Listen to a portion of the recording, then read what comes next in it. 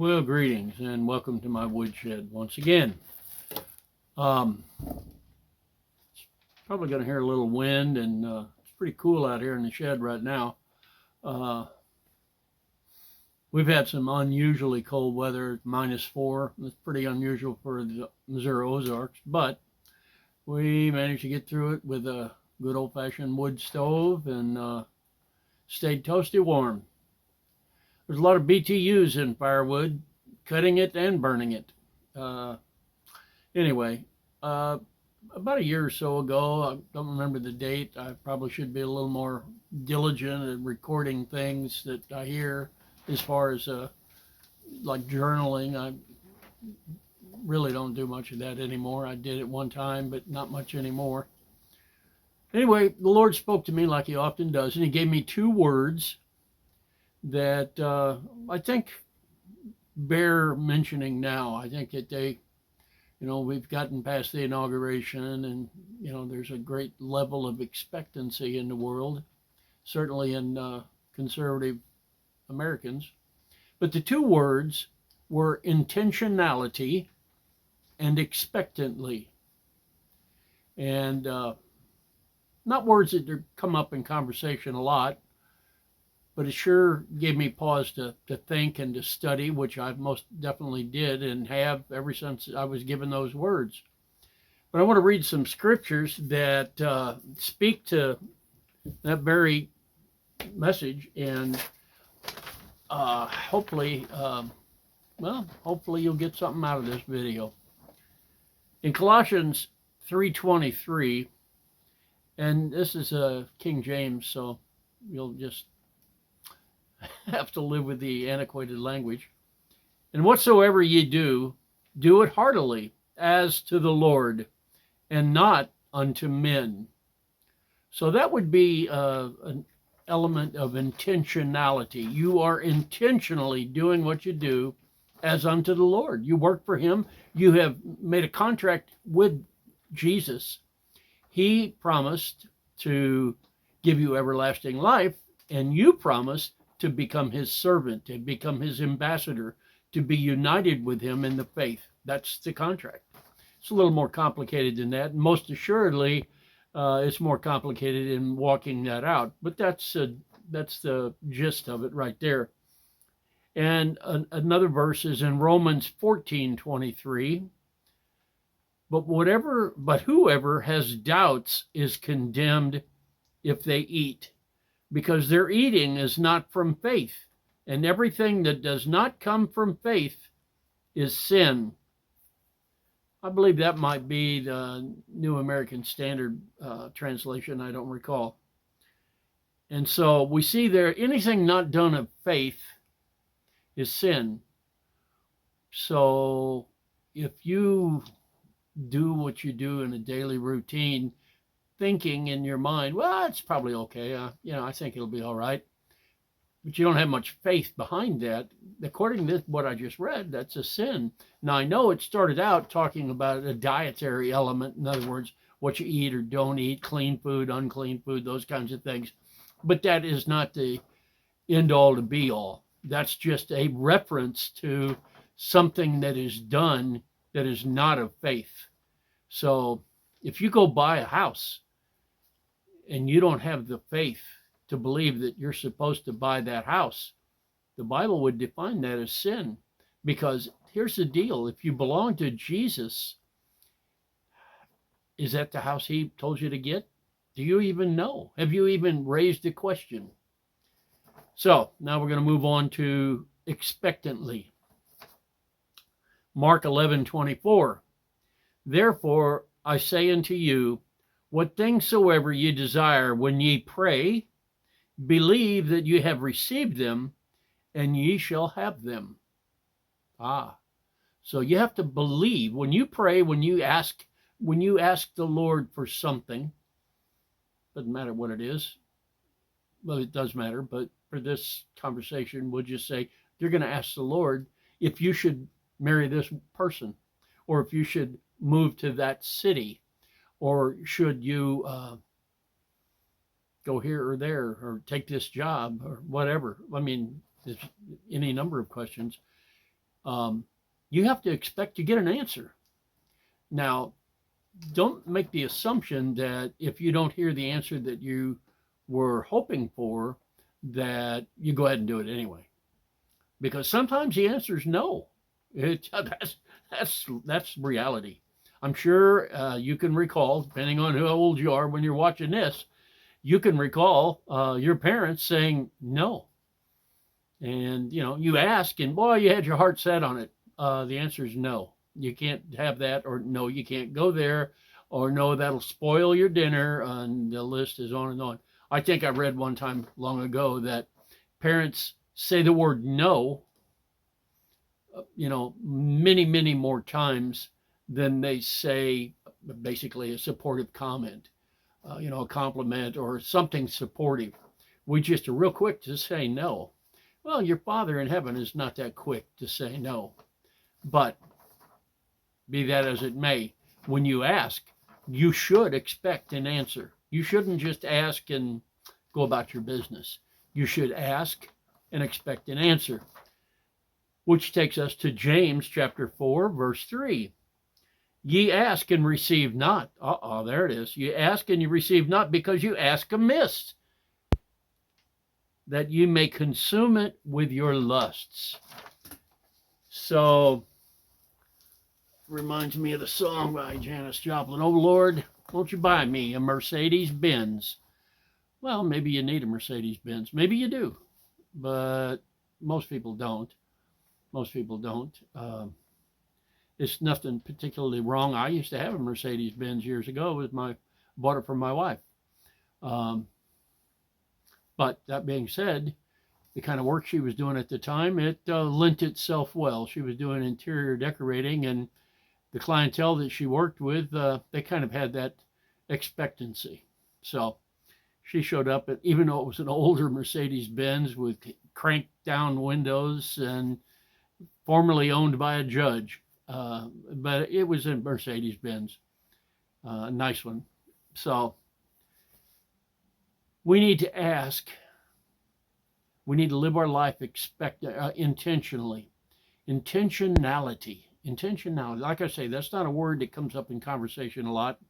Intentionality. When you live your life intentionally, everything you do is with intention. There's nothing haphazard. There's nothing about your behavior that is casual, flippant, just basically worldly. You are committed in your heart of hearts to serve the Lord of Lords. That's it. You're committed in your heart. So you live your life intentionally. And the things that you do, the things that you ask for, you ask expectantly. You expect to get answers to your questions. I've had answers that were, we'll talk more later. Later being an open-ended, we don't know when. And I was good with that. Still am. I hear that probably more than I care to, but I hear it. And then, out of the blue, just like these two words the Lord gave me, it was completely unsolicited. I don't remember what I was doing, but all of a sudden I hear these two words in my spirit. Intentionality and expectantly. And it's like, okay, that, like I say, those are not commonly used words. So I had to really step back and get my mind wrapped around what the Lord was trying to express there. And I think it's important that we do that very thing, that we do take the Lord's messages that he gives us. We take them to heart. We take them seriously, because he's not one to be trifled with, nor is he one to trifle with us. He takes his fatherhood role quite seriously, and we should take our child role. We're considered brothers with Christ. That's a big role right there, isn't it? We're joint heirs with Christ. We're brothers and sisters with Christ. We will sit next to the Father in Christ. I mean, that's pretty big right there. So when you ask expectantly. When you ask, and when you walk, when you talk, when you go through your daily routine, do it with intentionality so that it is not just casual and passe, but it is purposeful. In fact, it was interesting yesterday.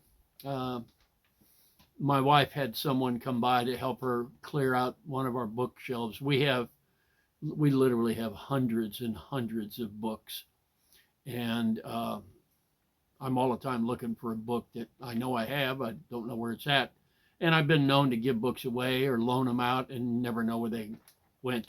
I'm still looking for a book that I think one of my sons has. It's out of print. It was signed. I knew the author personally. He signed a copy of it, and I got it from him. And it's the history of where we live here in the Ozarks, and it's quite a good read. It's quite a good historical accounting of the area that and the events that took place back during the Civil War. This area where I live was a hotbed of activity and battles and those kinds of things that took place during the Civil War. In fact, well, I won't get into it, but it has a great deal of history here.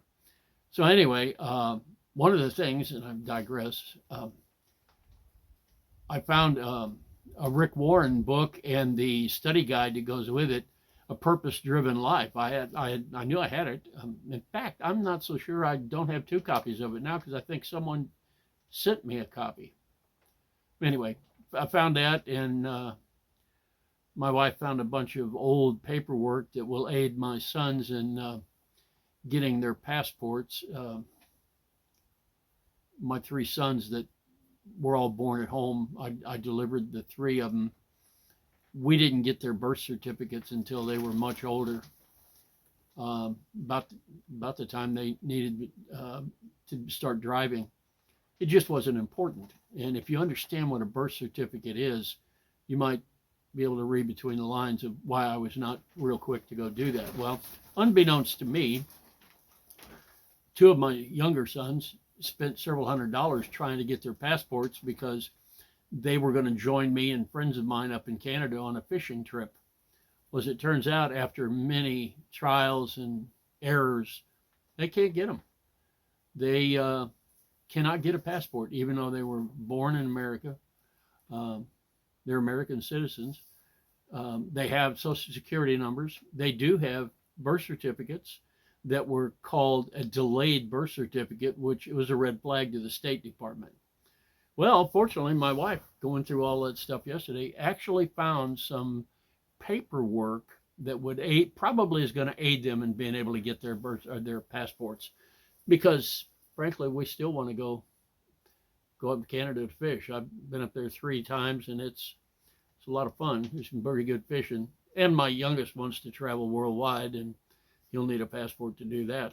So anyway, yeah, we got a lot of books, and not enough bookshelves, to be honest with you. It's on my to-do list is to make more bookshelves. Anyway, seems like I have a propensity for digression. Forgive me. I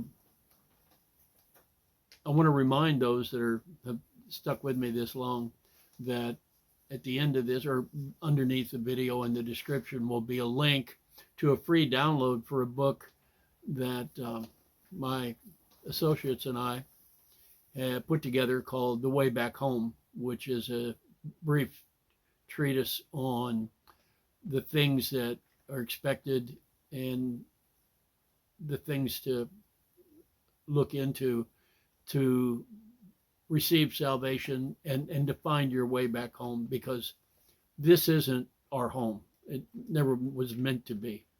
And frankly, if you feel like an alien most of the time, well, you're in good company. You should, because this isn't home. It will never be home. It's just it's a place for us to spread the good news and to show people what love looks like. You know, it's been said, and I have several images I use as wallpaper on my computer that said God is love. And I think that is That's what Jesus did. He said, there is no greater love that one man would lay down his life for another. And that literally may mean taking a bullet for someone, but it also may mean denying yourself the pleasures of this world so that you can aid and assist someone else. And that could be in giving, or it could be in my dear friend and neighbor, his business burned down a month ago today. And, I've gone over to be with him and to speak with him as much as I can.